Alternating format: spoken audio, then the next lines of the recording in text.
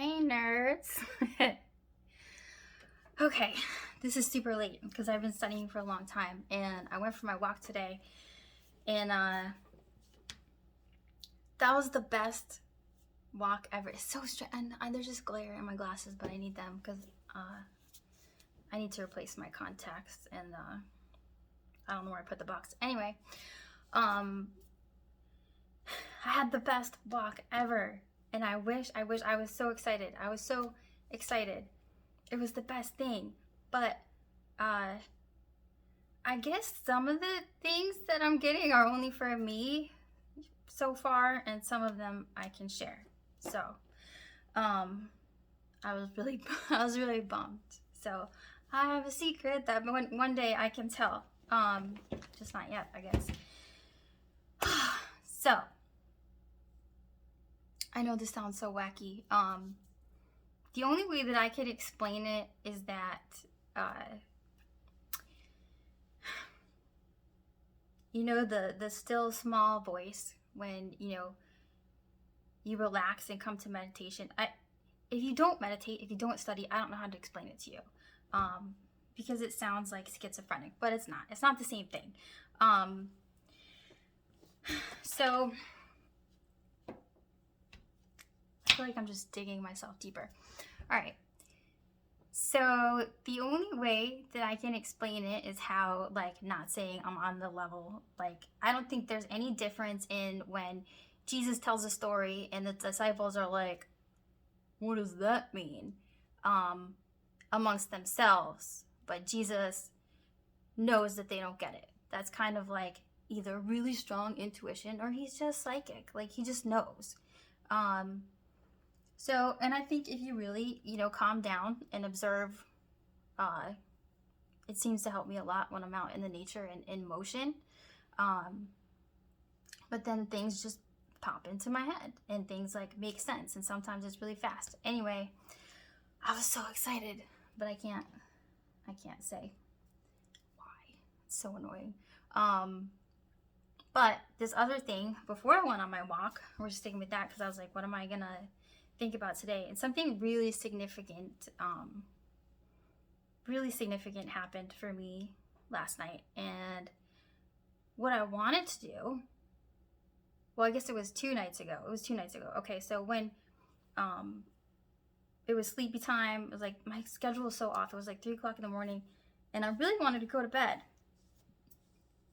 But then it kept popping into my head like, she needs your help. So I'm like, that doesn't make any sense. Like, am I just imagining this? Like, who needs my help, And I thought it was this lady that is super duper duper nice. And I had learned that, like, she might be homeless or something. I'm not sure if she still is, but I assumed it was her. So I was like, baby, she needs to talk. So I left my house 3 o'clock in the morning, and I like drive around the block a couple times. I'm like, this is dumb. Like, I'm just gonna go home and maybe I'm just tired. So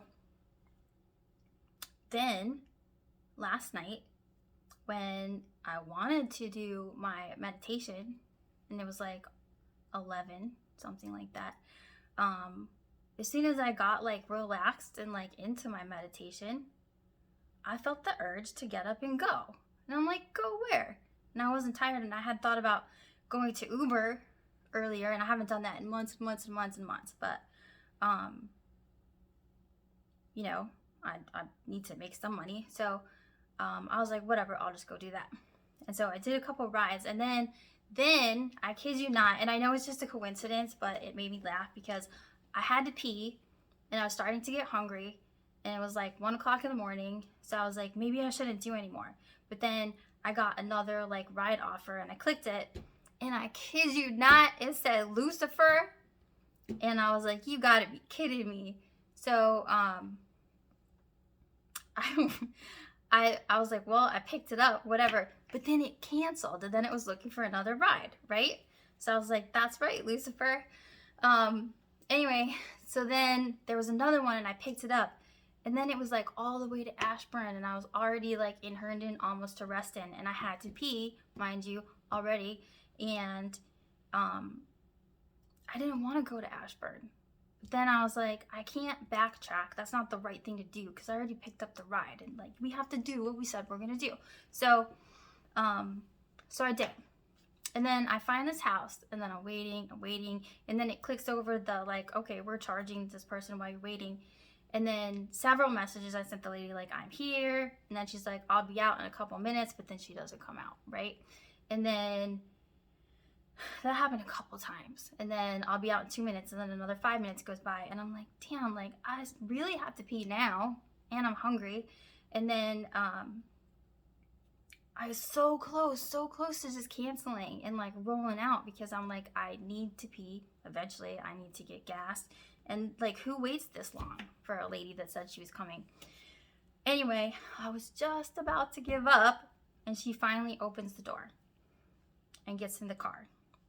And you know, of course, because I'm me, I made a crack. I'm like, I almost gave up on you. And she's like, girl, I almost gave up on myself. So we start driving. I start driving. She's in the back. And then, like, I realize she's upset. And I didn't think so at first. And then she just starts talking. And then stopped. And she didn't want to talk about it. And then, so I drive her to this place. And then she's like, it's not a very good place. And I'm like, yeah, why are we here at 2 o'clock in the morning? And so I turned around and I was like, are you okay? And she's like, yeah, I'm okay, but just like maybe I'll add a ride and you stay here and wait for me. And I was like, so wait for you? Like you're gonna come right back? And she's like, yeah, I'll just be a minute, wait for me. And I'm like, Lord, I still have to pee. And so I drove around the block, and then I was like, man, I should text her because I had the app, and I was like, maybe I'll just go get gas if she's gonna be a couple minutes. This is not, I don't know why I'm rambling. Anyway, so I go around the corner, and then I went to pick her up, and she gets in, and then it wasn't 2 minutes pulling out of the parking lot, and just like the floodgates open, and it was so much. This woman was in so much distress, and so much like, and I forgot the other part about when I was like, she needs your help, and something about a divorce. And I was like, that doesn't even add up because the other lady, like, I don't think she's going through, I know she was having husband trouble. Anyway, this lady, who was the sweetest lady, and, but then it comes out about, like, how, you know, she wanted a divorce and she couldn't have one, and all of these, really, really, really insane things. All of these things that, she had been through. And she really, really, really needed to talk about it. She really needed to get it out. And thank God, it was me, the Uber driver that she got, because I'm me, you know. And I'm like, well, girl, if you need to cry, like, let it out. Sometimes you need to cry. Like, don't hold that in. The point of this story is, it was kind of an emergency situation, okay? And we need to be able to listen to your heart or listen to your gut. Let's just take God out of this because I know that we really can't, okay? But not everybody believes in God, okay? But I hope that we believe in like maintaining a critical level of humanity. The world's like, I don't want to say it's going to shit because that's not entirely true. But things are changing, and especially after these couple years of being stuck at home and everybody's, you know, worried about their own family and keeping themselves safe, and I'm not saying that that's not important, but we need to understand that mental health is so important now. It always has been, but we don't know what's coming, okay? You know, if you're looking at the Bible and it talks about a time of trouble such as there never was, and, you know, things are kind of going downhill. We don't know what's going on with the economy. We don't know what's going on with our food, shipping. We just don't know. So whether things are going to move in the right direction or a different direction for a while, we need to be prepared physically and mentally. And we need to be prepared to support each other. And we need to let go of fend for yourself or die mentality that I'm not saying all of us have, but some of us have. And realize that, like, it's a human responsibility to offer each other support. And that's kind of true for everything. If you think, like, I don't want to go off on too many tangents, but if you think of even, that's how everything is. The way that, you know, all of the planets are aligned, and like everything is kind of drawn together and held together, and everything has their place in this like gravitational thing, right? Down to the tiniest particles. They're all individual particles that are completely useless alone. Everything works together. Everybody works together. Everybody is part of a system that works together. And so every part of it has value and is absolutely necessary. And we can't be forgetting that. So that's why I think it's so important, and not to air out all my dirty laundry. And this is like what came into my head, but I thought I was going to have to talk about this morning. And I was like, I don't really want to do that. But air out my dirty laundry. If you know me, you know that my love language is slavery, and I love for someone else to do my laundry.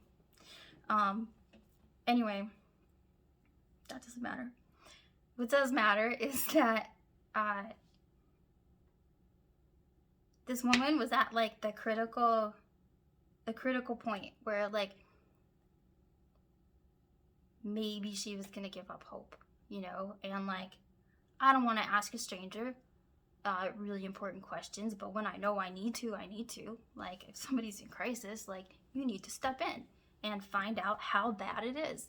And not that I'm a doctor or, you know, medical professional. I'm a human, and I want to keep everyone safe. So I think it's so important that we can tune in to our inner knowing and our inner voice, whether you believe it's God or just like a hunch or something that you know you need to do. Like, we all have this intuition. I think that we can all develop it. And, you know, if your intentions are pure, if you're coming from a place of love and support for other people, just like I said yesterday, like, if we're not working against God, like, we're all on the same side, you know, whether you call it God or not, call it whatever you want. This is like being good people, being aware of everyone's needs, not just our own. And that doesn't mean set healthy boundaries. We all know that I don't have not in the past had very healthy boundaries. I'm really working on that. But it's like, you know, maybe it's just another thing to be grateful for, you know, instead of like, I don't need to go through all the details, but like the hellacious shit that I've gone through, some of it my own fault because I just didn't know how to grow or didn't know how to develop, but didn't know how to deal with things the right way. I was there, you know, like, thank God I went through all of that. Like, or maybe I wouldn't recognize what it's like to be like really at the end of your rope, really about to like not have enough hope to like get through another day, maybe, you know. That's scary. I don't want anyone to ever feel like that. So you know, God aside, this is like, I think we need to really pay attention and recognize that we need to support each other and find ways to support each other and be aware of these situations, even if it is a stranger, you know. Like, we're all just people. And you know, not to ignore safety and things like that, but I just think, like, I hope, like, I'm pretty good at talking sometimes. Like, I hope that I made it better. I think I did. I think we left in a good place. And I'm like, you know, I thought I was going out to make some money. I'm like, what is this? I didn't know. And boy, did I have to pee when I got home. But I didn't mind so much anymore. I was so happy that I didn't leave. I'm just so grateful. It's like, wow, like it makes like all of those times that like you really didn't think you could like make it to another week or go through one more thing, like it was all worth it to be able to recognize that feeling, like that crack in your voice, that like you just know like this is not a small thing, you know. So, and I think, you know, that kind of awareness is like that's what God is. Like that's the whole point. That's the whole point. The two, you know, when I know I make noises. In Luke 10:25, I think it was a lawyer, I don't know, when he says, Master, what shall I do to inherit eternal life? And Jesus is like, what is written in the law? You know, call this a universal truth. And he says, thou shalt love the Lord thy God with all thy heart, with all thy soul, with all thy strength, with all thy mind, and thy neighbor as thyself. So I don't care if you don't believe in God or if you don't believe in God yet. You know, if your God is you and you're coming from a place of love, like, how do you love yourself with all your heart and all your soul and all your mind? Like, I didn't know how to do that. Like, I'm still learning every day. But it means that I, you know, do good things for myself. I take good care of myself and my family. And so I'm not going to treat my neighbor, whether my neighbor's a stranger or not, any less, because, like, that's the benefit of humanity. And I think that is the character of God and of Christ. So that's enough, I guess. 17 minutes, we're getting good. I hope that wasn't too boring. I hope that wasn't awful. I just thought it was really important. Like, tune into yourself, you know, like, know what you need to do, even if it sounds crazy to you, like, or not. I'll do it if you're not gonna do it. Anyway, thank you so much.